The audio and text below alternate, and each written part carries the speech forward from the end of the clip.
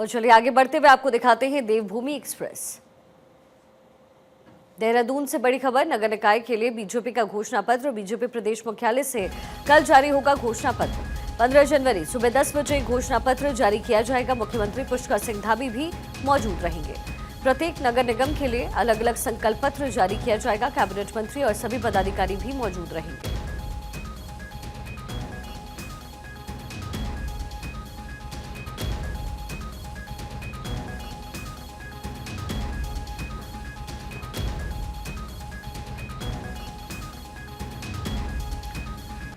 निकाय चुनाव को लेकर के सीएम धामी का जोरदार प्रचार। मुख्यमंत्री धामी लगातार कर रहे हैं जनसभा। देहरादून में चुनाव प्रचार को धार देने का काम सीएम धामी की तरफ से हो रहा है। कैंट विधानसभा में कार्यकर्ता सम्मेलन में उन्होंने हिस्सा लिया। उत्तर प्रदेश के सीएम योगी आदित्यनाथ भी जल्द आएंगे उत्तराखंड। निकाय चुनाव में स्टार प्रचारक हैं उत्तर प्रदेश के सीएम योगी आदित्यनाथ।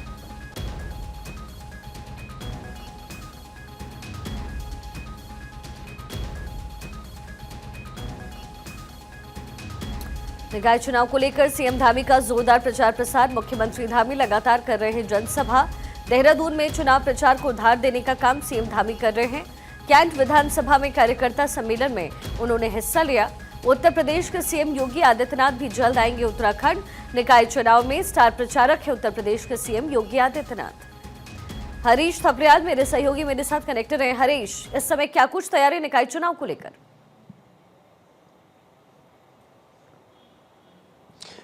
शिखा, देखिए, उत्तराखंड में निकाय चुनाव को लेकर के सभी पदाधिकारी और सभी का जो स्टार प्रचारक है वो पूरे दमखम के साथ निकाय चुनाव के मैदान में उतर गए हैं। इसी क्रम में आज राज्य के मुख्यमंत्री पुष्कर सिंह धामी ने कार्यकर्ता सम्मेलन देहरादून में आयोजित किया कैंट विधानसभा के, और इसके अलावा उन्होंने कार्यकर्ताओं को सभी को संबोधित करते हुए मुख्यमंत्री पुष्कर सिंह धामी ने कहा कि जो भी केंद्र और राज्य सरकार की योजनाएं हैं उनको जन जन तक पहुंचाएं और उत्तराखंड में ट्रिपल इंजन की सरकार बनाएं।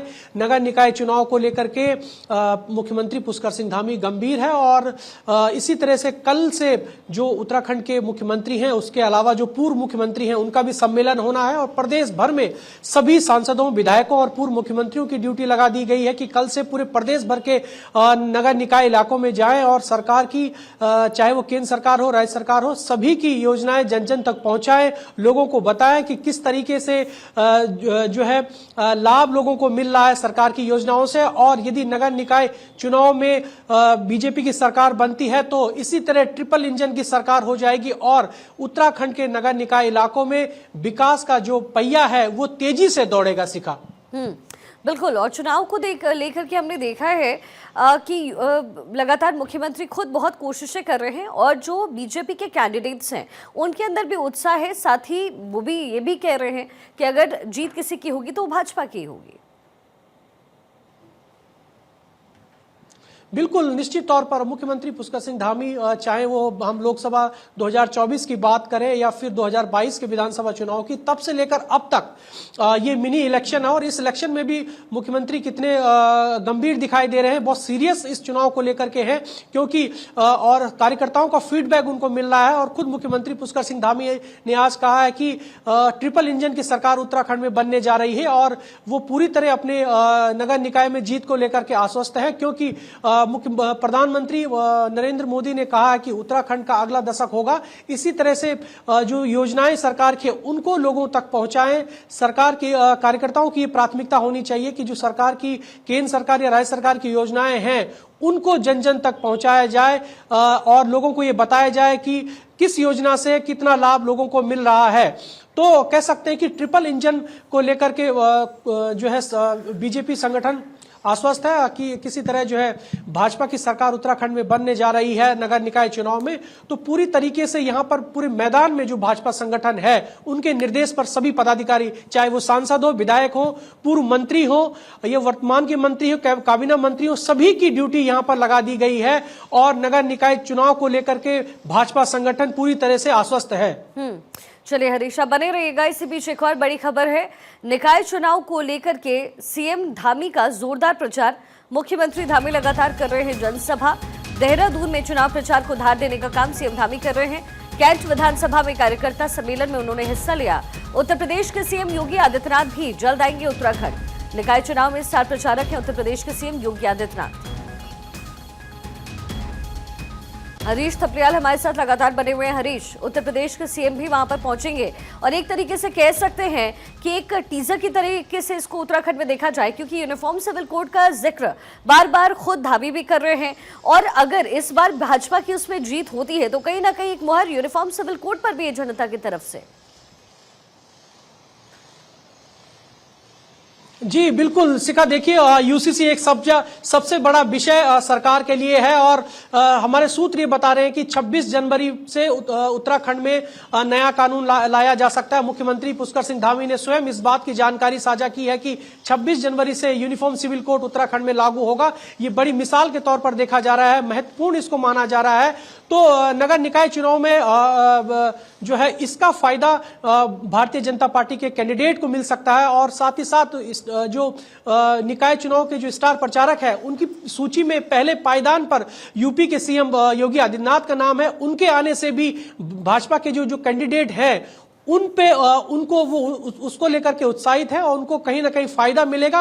हालांकि अभी कार्यक्रम मुख्यमंत्री योगी आदित्यनाथ का सार्वजनिक नहीं किया गया है, लेकिन जो भाजपा के स्टार प्रचारकों की सूची है उसमें पहले पायदान पर योगी आदित्यनाथ का नाम है। और चूंकि जो योगी आदित्यनाथ है उत्तराखंड के रहने वाले हैं और पूरे उत्तराखंड में योगी को सुनने के लिए बेहद उत्सुक उत्तराखंड के लोग रहते हैं और खासतौर पर जो भाजपा के प्रत्याशी होंगे उनको यहां पर बड़ा फायदा मिलने वाला है। जी बिल्कुल ठीक है हरीश, बहुत शुक्रिया इस तमाम इन्फॉर्मेशन के लिए।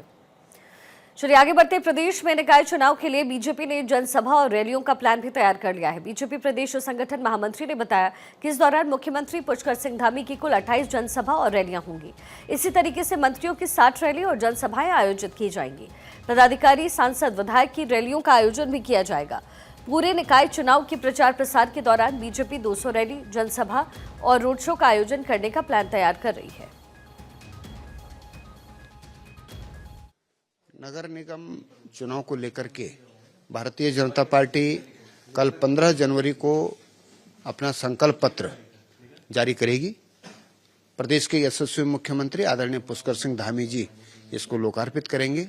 हमारे कैबिनेट मंत्रीगण भी इसमें रहेंगे, माननीय विधायकगण इसमें रहेंगे और प्रदेश पदाधिकारी भी रहेंगे। कल प्रातः 10 बजे प्रदेश कार्यालय पर यह कार्यक्रम हमारा संपन्न होगा। उत्तराखंड में भी मकर संक्रांति का त्योहार धूमधाम से मनाया जा रहा है। उत्तराखंड में उतरैनी, मकरैनी और माघी खिचड़ी के रूप में लोक पर्व को धूमधाम से मनाया जाता है। केंद्रीय राज्य मंत्री अजय टम्टा के निवास पर कार्यक्रम का भव्य आयोजन किया गया। गीत, संगीत और मेल मिलाप के साथ इस कार्यक्रम को मनाया गया, जिसमें कई सांसद और उत्तराखंड के गणमान्य नागरिकों ने शिरकत किया। अजय टम्टा ने भारत 24 से भी खास बातचीत की है। उत्तराखंड का महापर्व उतरैनी और मनाया जा रहा है और उतरैनी मकरैनी के नाम से जाना जाता है। हमारे साथ राज्य मंत्री अजय टम्टा जी मौजूद हैं। अजय भाई, जिस तरह से आप प्रोग्राम कर रहे हैं, उतरैनी मकरैनी खिचड़ी के रूप में पूरे देश में मनाया जाता है और अलग अलग नाम अलग अलग जगहों पर हैं। उतरैनी का ये पर्व पूरे उत्तराखंड में, कुमाऊं में, गढ़वाल में, जौनसार में सभी जगह बहुत ही उत्साह के साथ मनाया जाता है। और उतरैनी, मकरैनी और इसको हम माघी खिचड़ी भी बोलते हैं और इसमें घुघुतिया का त्यौहार भी मनाया जाता है। ये बड़े हर्षोल्लास के साथ मनाया जाता है। हर परिवार मनोकामना करता है कि सुखी रहें, संपन्न रहें, स्वस्थ रहें। और ये त्यौहार के बाद ही हर घर के अंदर, हर परिवार के अंदर आज खिचड़ी का आयोजन भी किया जाता है। तो आज मेरा दिल्ली में रहना हुआ है, तो इसलिए मैंने दिल्ली में सभी लोग मेरे बोले कि भाई हमको आज यहाँ मनाना है। तो मुझे सौभाग्य है कि इतना महत्वपूर्ण त्यौहार आज मेरे घर के पास घर में मनाया जा रहा है। पूरे उत्तराखंड के लोग आए हैं और बहुत खुश हैं, तो ये बड़ा सौभाग्य है। और ये संक्रांत जो है अपने आप में हर परिवार के लिए बहुत महत्व रखती है। अजय जी, एक चीज़ और है कि कुंभ भी चल रहा है यूपी में, प्रयागराज में कुंभ चल रहा है। आपके यहाँ भी अर्ध कुंभ हुआ था। आपको लगता है कि जो सांस्कृतिक धरोहर थी, हमारी जो सांस्कृतिक त्योहार थे, वो खत्म हो रहे थे, आप लोग ने उसको पुनर्जीवित करने का काम किया है ऐसे कार्यक्रम आयोजित करके? ये अपने आप में बड़ा गर्व है कि इस बार कुंभ का मेला भी मनाया जा रहा है और हम सब लोग भी उसमें जाने का अवसर हम लोग को मिलेगा। आज ही हमारे उत्तराखंड के अंदर भी बागेश्वर के बागनाथ के धाम में जो प्रभु राम के अयोध्या को जो उद्गम स्थान है, जो नदी जाती है, वो नदी सरयू मेरे लोकसभा से ही उसका शुरुआत होती है, वहीं से वो निकलने का काम करती है। और बागनाथ के सरयू तट पर आज भी लोग गंगा स्नान करते हैं, ये उतरैनी में, और वहीं एक कार्यक्रम होता है और बड़ा दिव्य और भव्य मनाया जाता है। तमाम जगहों से लोग आए हैं, महिलाएं हो, पुरुष हो, सभी लोग इकट्ठा हुए हैं। इकट्ठा होने का भी एक बड़ा कार्यक्रम हो जाता है इसके अंदर। ये सब लोग इकट्ठा हुए हैं। आज ये जो कल्चरल इवेंट है, उत्तराखंड को तो बड़ा ऐतिहासिक भी रहा है कि उत्तराखंड में कुली बेगार का समापन भी उतरैनी के दिन ही हुआ है, और वो बागनाथ के सरयू तट पर हुआ है। अंग्रेजों के खिलाफ, अंग्रेजों की गुलामी के खिलाफ उत्तराखंड के लोगों ने आज ही के दिन सरयू के तट पर बागनाथ में बिगुल फूंका था और उनकी कुली बेगार की बहियों को जला करके नदी में प्रवाह करने का काम भी किया था। इसलिए बड़ा ऐतिहासिक महत्व है। आज सारे लोग आए हैं और इसी उत्साह से मना रहे हैं। जिस प्रकार से मकर संक्रांति का त्यौहार मनाते हैं, तो अंग्रेजों के खिलाफ उत्तराखंड के लोगों ने बिगुल फूंका था, वो भी एक महत्व का है।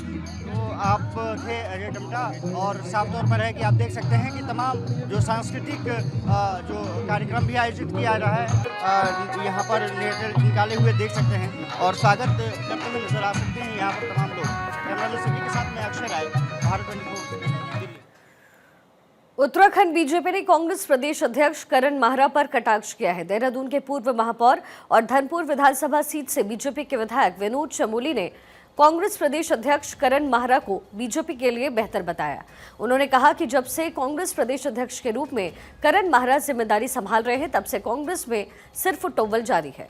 कांग्रेस के नेता पार्टी छोड़कर के बीजेपी में शामिल हो रहे हैं और इससे भाजपा और अधिक मजबूत हो रही है। उन्होंने कटाक्ष करते हुए कहा कि कांग्रेस प्रदेश अध्यक्ष कांग्रेस को समाप्त करके ही मानेंगे। देखिए, भारतीय जनता पार्टी के लिए करण मेहरा कांग्रेस के बेहतर अध्यक्ष साबित हुए हैं, क्योंकि जब से वो आए हैं कांग्रेस में सर्वफ्लोवल चल रही है और उसका परिणाम है कि समय समय पर कांग्रेस टूट रही है और भाजपा का कुंडवा बढ़ रहा है। आज अगर उनके आपस में जिस तरह के वाद विवाद चल रहा है, मुझे ऐसा लगता है करण मेहरा ने तय कर रखा है कांग्रेस को समाप्त करके ही हटेंगे। तो मैं समझता हूँ बेहतर स्थितियां हैं। अगर कांग्रेस आपस में लड़ रही है तो भाजपा को इसका आनंद लेना चाहिए। नगर निकाय चुनाव को लेकर के राज्य निर्वाचन आयोग ने बैठक की है और सामान्य प्रेक्षकों को कई दिशा निर्देश दिए। राज्य निर्वाचन आयुक्त सुशील कुमार ने कहा कि इस पूरी प्रक्रिया में प्रेक्षकों की जो भूमिका है वो महत्वपूर्ण होने वाली है। उन्होंने तैनात प्रेक्षकों को स्थानीय निकाय की सामान्य जानकारी साझा करते हुए आदर्श आचार संहिता, प्रत्याशियों द्वारा अधिकतम व्यय की सीमा, मतदान एवं मतगणना आदि की सामान्य जानकारी एवं संपूर्ण मतदान प्रक्रिया में प्रेक्षकों की भूमिका की जानकारी दी। इस दौरान उन्होंने प्रेक्षकों द्वारा ध्यान में रखे जाने वाले बिंदुओं पर भी चर्चा की है। निकाय निर्वाचन 2024-25 का जो प्रेक्षक, सामान्य प्रेक्षक नियुक्त किए गए हैं, उनका प्रशिक्षण हुआ है। सामान्य प्रेक्षकों को जो भी चुनाव संबंधी निर्देश हैं, तैयारियां हैं, किस प्रकार से मतदान होना है, किस प्रकार से मतगणना होनी है और किस प्रकार आदर्श आचार संहिता का अनुपालन किया जाना है जनपदों में, इन सभी विषयों पर विस्तृत प्रशिक्षण दिया गया है। उनको निर्देशित किया गया है कि सभी मतदाताओं के लिए एक सुरक्षात्मक और निर्भीक और स्वतंत्र मतदान हेतु माहौल तैयार करें और निर्वाचन आयोग को कोई भी अगर कठिन परिस्थिति है, विपरीत परिस्थिति है, उसकी सूचना तत्काल